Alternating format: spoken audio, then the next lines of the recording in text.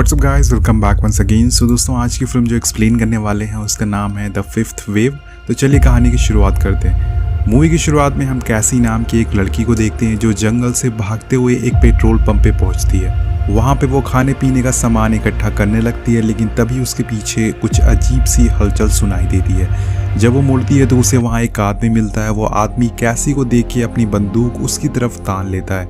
कैसी भी अपनी बंदूक उसकी तरफ तान देती है। दरअसल दोस्तों, ये आदमी जख्मी होता है और वो अपनी बंदूक नीचे रख के कैसी से मदद मांगने लगता है। वो अपनी जैकेट से कुछ निकाल कर दिखाने वाला होता है, लेकिन कैसी को कुछ खतरा महसूस होता है और वो उस पे कई गोलियां चलाती है, जिससे ये उसकी मौत हो जाती है। जब कैसी उसके पास जाती है तो वो बस एक क्रॉस होता है जो कि वो दिखाने की कोशिश कर रहा था। ये देखकर कैसी को खुद पे काफी गुस्सा आता है, क्योंकि उसने एक बेकसूर आदमी को, एक बेगुनाह आदमी को मार दिया था।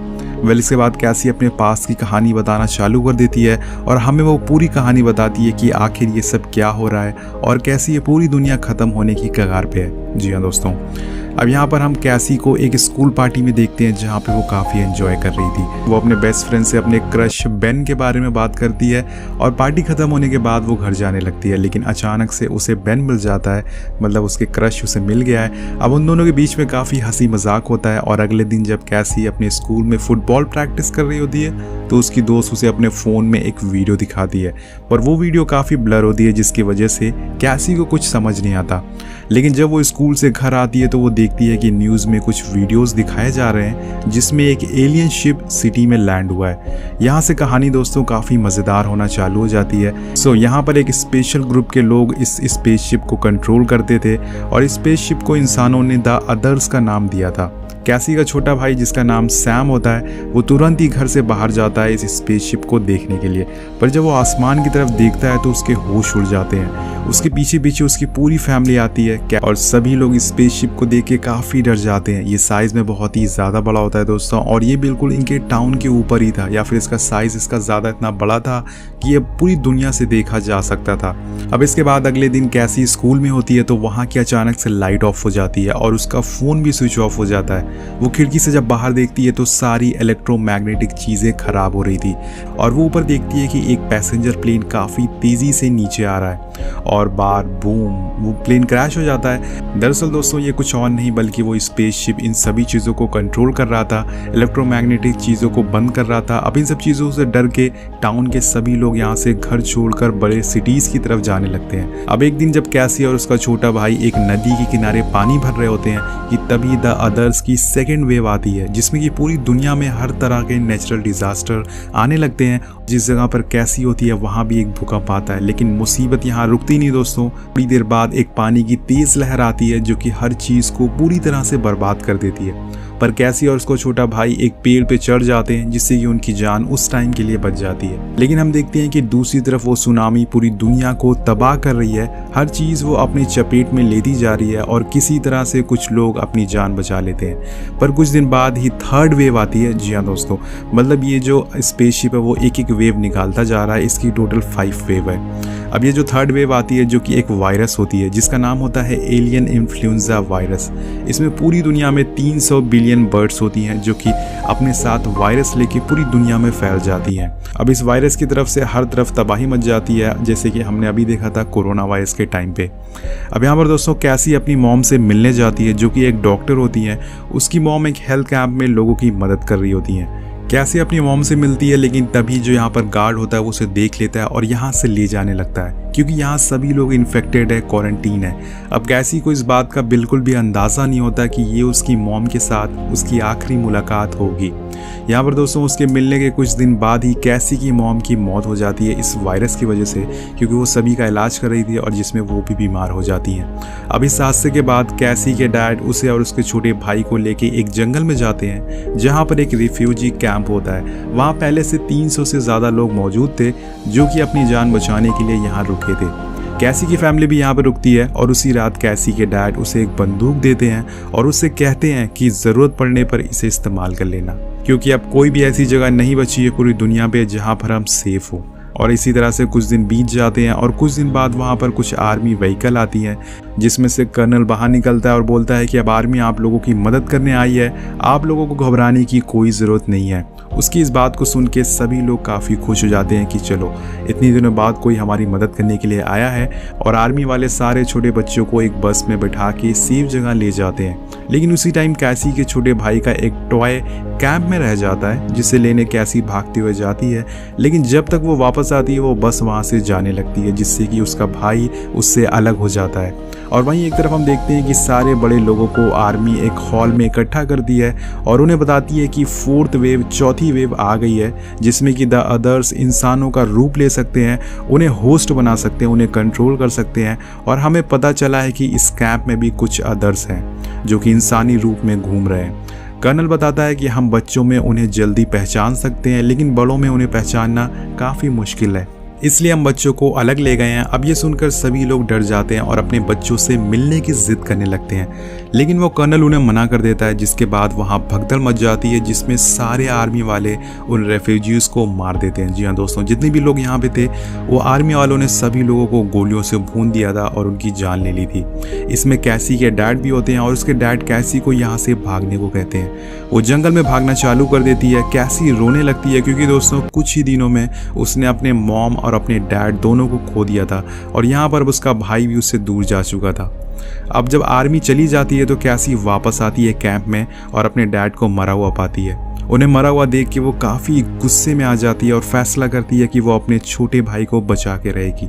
वो वहाँ पर गिरी हुई एक आर्मी की बंदूक उठाती है और आर्मी कैंप की तरफ भागना चालू कर देती है, पर रास्ते में वो गिर जाती है, जिसके बाद वो काफ़ी रोने लगती है और वो गॉड से कहती है कि मुझे मेरे डैडी प्लीज़ मुझे वापस कर दो। तो एक्चुअली दोस्तों वो काफ़ी इमोशनल हो जाती है अपने डैड और अपने मॉम को लेके, क्योंकि अब उसके परिवार में कोई ज़िंदा नहीं बचा है। हो सकता है कि उसके भाई की भी मौत हो जाए। अब यहाँ पर आप सोच रहे होंगे कि आर्मी वालों ने उन लोगों को क्यों मारा, ये आपको थोड़ी देर में पता चलेगा। अब यहाँ पर सीन शिफ्ट होता है और हम देखते हैं कि सारे छोटे बच्चों को एक सेफ जगह पे ले जाया गया है, जहाँ पर सारे बच्चों को बस से उतार कर उन्हें एक टोकन दिया जाता है और बाद में उनका मेडिकल टेस्ट होता है। उसी बच्चों में बेन भी होता है। जी हाँ दोस्तों, बेन जिसे कि हमने कैसी के साथ देखा था उसके हाई स्कूल में। अब यहाँ पर दोस्तों उसके बाद सभी लोगों का मेडिकल टेस्ट वगैरह होता है और जब बेन की बारी आती है तो डॉक्टर उसे बताती है कि अदर्स ह्यूमन को होस्ट बना रहे हैं ताकि वो बाकी लोगों को मार सके, इस दुनिया से इंसानों का नामो निशान ख़त्म कर सके। वो इंसानों का दिमाग को कंट्रोल करते हैं और फिर इंसान अपने ऊपर से कंट्रोल खो देता है।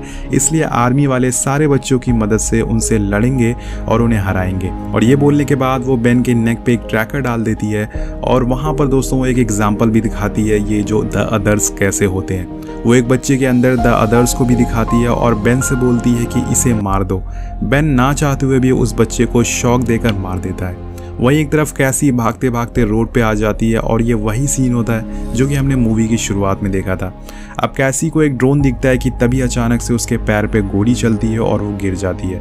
वो वहीं गिरकर बेहोश हो जाती है और फिर सीन दोबारा से हमें आर्मी कैंप में दिखाया जाता है, जहाँ पे सारे बच्चों को कर्नल बता रहे होते हैं कि हमें 5th वेव मतलब 5वीं वेव के लिए रेडी होना है। वो उन्हें ट्रेन करना शुरू कर देते हैं। वहीं दूसरी तरफ इवान नाम का एक लड़के का इंट्रोडक्शन होता है जो कि कैसी को वहाँ से उठा के अपने घर ले आता है।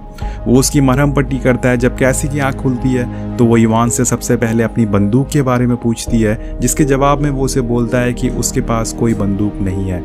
और ये सुनने के बाद कैसी उससे आर्मी कैंप जाने का रास्ता पूछती है और वो ये भी बताती है कि उसके छोटे भाई को आर्मी वाले ले गए हैं और वो उन्हें छुड़ाने जा रही है। वहीं आर्मी कैंप में सैम बेन की टीम में होता है और उन लोगों के बीच काफ़ी अच्छी बॉन्डिंग हो जाती है। तभी वहाँ एक रिंगर नाम की न्यू लड़की आती है जो कि इनके ग्रुप में शामिल होने आई थी, जो कि एक काफ़ी अच्छी शूटर होती है। और यहाँ दूसरी तरफ दोस्तों इवान को बिजी देखकर कैसी धीरे धीरे उसके रूम में एक्सप्लोर करना चालू कर देती है। वो जानना चाहती थी कि इवान कैसा बंदा है और वहाँ पर थोड़ा छानबीन करने के बाद जिसमें उसे अपनी बंदूक नीचे फ्लोर के नीचे मिल जाती है। अब कैसी को इवान पर शक होने लगता है कि उसने उसकी बंदूक छुपाई है तो ज़रूर इसमें कुछ ना कुछ गड़बड़ होगा। वो उसी टाइम वहाँ से भागना चालू कर देती है, लेकिन जैसे ही वो जंगल में पहुँचती है इवान उसे पकड़ लेता है। कैसी को लगता है कि इवान उसे मार देगा, लेकिन वो ऐसा कुछ नहीं करता। एक्चुअल में दोस्तों वो कैसी को द अदर्स से बचा रहा था। वो उन सभी से उसे बचा के वापस घर लेके आता है और इवान उसे बताता है कि आखिर उसने उसकी बंदूक क्यों छुपाई थी। वो बोलता है कि उससे डर लग रहा था कि कैसी कहीं उसे शूट ना कर दे, उसे मार ना दे।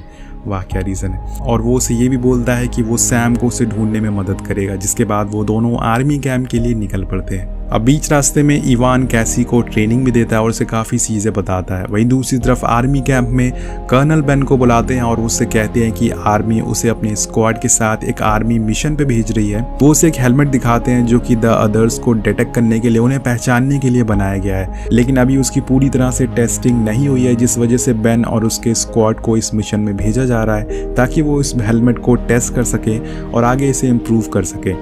अब इधर दोस्तों कैसी अब इवान को धीरे धीरे पसंद करने लगी थी और दोनों इंटीमेट होते हैं, एक अच्छा टाइम स्पेंड करते हैं। दूसरी तरफ बेन अपने स्क्वाड के साथ उस मिशन पे निकल जाता है, लेकिन वो सैम को झूठ बोल के वहीं बाथरूम में बंद कर देता है और वो उसे लेके नहीं जाता क्योंकि दोस्तों वो अभी बहुत ही छोटा है। अगर वो उसे कुछ हो गया तो वो कैसी को क्या जवाब देगा। अब थोड़ी देर बाद बेन अपने टारगेट पे पहुंच जाता है और उन्हें वहां असल में द अदर्स भी दिख जाते हैं, जिसके बाद उनके बीच में काफ़ी तगड़ी फाइट होना चालू हो जाती है। उसी लड़ाई में एक बच्चे की मौत हो जाती है।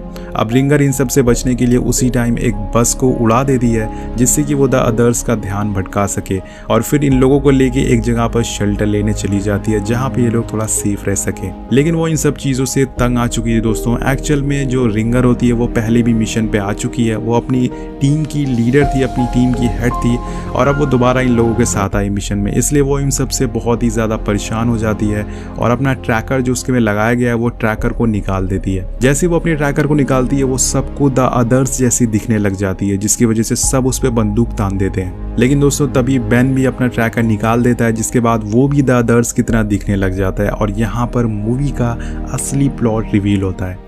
यहाँ पर दोस्तों बेन समझ जाता है कि असल में ये एक जाल है, ये एक ट्रैप है जिसमें कि उन लोगों को, इन बच्चों को फंसाया जा रहा है। फिफ्थ वेव मतलब कि पांचवी वेव दरअसल यंग जनरेशन है जिसका इस्तेमाल करके द अदर्स बचे हुए लोगों को मारना चाह रहे हैं, इसलिए उन्होंने हमें ट्रेन किया। वो छोटे बच्चों का इसलिए इस्तेमाल कर रहे हैं क्योंकि उन्हें कंट्रोल करना काफ़ी आसान, उन्हें बेवकूफ़ बनाना काफ़ी आसान है। और बेन बताता है कि ये जो ट्रैकर है, ये मिशन है, ये सब झूठ है, एक छलावा है और जिन लोगों को ये लोग द अदर समझकर मार रहे थे वो कोई और नहीं बल्कि इन्हीं की तरह बच्चे हैं।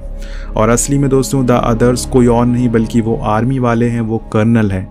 जी हाँ दोस्तों, अब आपको समझ में आ गया होगा कि स्टोरी कहाँ जा रही है और क्या हो रहा है मूवी में। अब ये बात सारे बच्चे समझ जाते हैं और अपना ट्रैकर निकाल देते हैं। इसके बाद वो लोग वहाँ से भागने लग जाते हैं। अब बेन रिंगर को खुद को शूट करवाता है ताकि कर्नल को उस पर शक ना हो। और वहीं हम देखते हैं कि कैसी और इवान एक साथ है, लेकिन तभी उन पे द अदर्स अटैक कर देते हैं। इवान कैसी को उनसे बचा लेता है और यहाँ कैसी को पता चल जाता है कि इवान के पास कुछ शक्तियाँ हैं और इवान इंसान नहीं, वो भी द अदर्स में शामिल है। वो उसे दूर भागने लगती है और उसे दूर जाता देख इवान अपनी सच्चाई उसे बताता है। वो बताता है कि हाँ, मैं भी द अदर्स में से शामिल हूँ, लेकिन ये पहली बार नहीं है जब द अदर्स धरती पर आए हैं और ऐसा पहले भी काफ़ी बार हो चुका है। उन्होंने अपने स्लीपर एजेंट भेजे थे धरती पर और मैं भी उन्हीं में से एक हूँ।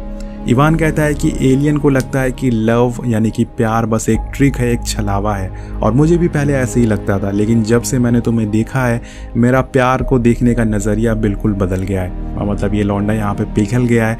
इवान बताता है कि मैं तुम्हें पेट्रोल पंप से ही फॉलो कर रहा हूँ और साथ साथ में मैं तुम्हें प्रोटेक्ट भी कर रहा हूँ और मैंने तुम्हें उन लोगों से बचाया है, द अदर से बचाया है और अपने घर लेकर आया था। लेकिन ये सारी बातें सुन के कैसी उसकी बातों पर ज़रा भी यकीन नहीं करती और वो वहाँ से अकेले जाने लगती है। और जाते जाते इवान कैसी को रोक कर कहता है कि जो आर्मी कैंप वाले हैं, जो कर्नल है, वो भी द अदर्स के कंट्रोल में है। वो छोटे बच्चों का इस्तेमाल कर रहे हैं इस दुनिया को ख़त्म करने के लिए। और ये बात सुन के कैसी वहाँ से दौड़ते हुए आर्मी कैंप की तरफ बढ़ जाती है, जिसके बाद वो उसी बस में बैठ जाती है जो उसे कैंप के अंदर ले जाएगी। जिसके बाद उसका भी सेम उसी तरह से चेकअप वगैरह होता है और डॉक्टर उसे भी वही सब सारा झूठ बताती है और उसे मैनिपुलेट करने की कोशिश करती है। लेकिन कैसी को यहाँ पर सच्चाई पता होती है, इसलिए वो उस डॉक्टर को वहीं जान से मार देती है। वो उस डॉक्टर का यूनिफॉर्म पहनकर वहाँ से अपने भाई को ढूंढने लगती है और यहाँ कर्नल बेन को बुलाते हैं क्योंकि अब आर्मी को भी पता लग गया था कि बेन को सारी सच्चाई पता चल चुकी है। वो बेन को अरेस्ट कर लेते हैं और उसे मारने ले जाते हैं। लेकिन तभी दोस्तों इनके बेस पे एक काफ़ी बड़ा धमाका होता है और इसका फ़ायदा उठाकर बेन भी वहाँ से भाग जाता है। अब कैसी और बेन एक दूसरे को देख लेते हैं और वो आमने सामने होते हैं और दोनों मिलकर कैसी के भाई को ढूंढना चालू कर देते हैं। लेकिन तभी वहाँ पर इवान भी आ जाता है और बताता है कि उसने ही ये धमाका किया था और यहाँ पर दोस्तों उसने हर जगह यहाँ पर प्लान कर दिया है धमाके और 10 मिनट के अंदर ये पूरी जगह बर्बाद हो जाएगी, तबाह हो जाएगी, इसलिए इससे पहले वो यहाँ से निकल जाए। अब कैसी और बेन पूरी कोशिश करते हैं कि उन्हें सैम मिल जाए। जिसके थोड़ी देर बाद ही उन्हें सैम बच्चों के ग्रुप में दिख जाता है और कैसी उसी लेके आर्मी कैंप से बाहर आ जाती है। लेकिन इधर आर्मी सारे बच्चों को प्लेन में बैठा लेती है और वहां से चली जाती है ताकि वो उन बच्चों को बेवकूफ बनाकर बाकी लोग को मार सके। यहाँ पर कैसी, बेन और सैम तीनों अपनी जान बचाकर भाग रहे होते हैं, तभी पूरी जगह डिस्ट्रॉय होने लगती है, तबाह होने लगती है। वहाँ की ज़मीन पूरी तरह से धंसने लगती है। दोस्तों कर्नल बेन को देख लेता है और वो उस पर अपने हेलीकॉप्टर से फायरिंग करवाता है, लेकिन तब तक वहाँ रिंगर कार लेके एंट्री मारती है बिल्कुल हीरो की तरह और सभी को बचाकर यहाँ से निकाल लेती है। वो थोड़ी दूर पे जाके वो एक सेफ जगह पर रुकते हैं जहाँ पर वो सारे लोग डिसाइड करते हैं, यहाँ पर और भी लोग होते हैं जिनकी जान यहाँ पर बच गई थी। वो सभी लोग डिसाइड करते हैं कि वो एक नए तरीके से सारे बच्चों को बचाएंगे और द अदर्स के बारे में सबको बताएंगे सारी दुनिया को। दोस्तों इस कहानी में हमें द अदर्स के बारे में ज़्यादा जानकारी नहीं दी गई है कि वो धरती पर क्यों आए हैं और वो इंसानों को क्यों मार रहे हैं। बेसिकली नॉर्मल सी बात होती है, शायद वो हमारी धरती पे कब्जा करना चाह रहे हों, इसलिए वो यहाँ पर आए हों। हालांकि दोस्तों हो सकता है कि इसका सीक्वल आया और उसमें हमें सारी चीज़ों के बारे में पता चले। ये कहानी यहीं पर ख़त्म हो जाती है। तो आपको ये कहानी कैसी लगी नीचे कॉमेंट करके ज़रूर बताएगा। मिलते हैं आपसे अगली वीडियो में। Thank you so much watching. Peace out.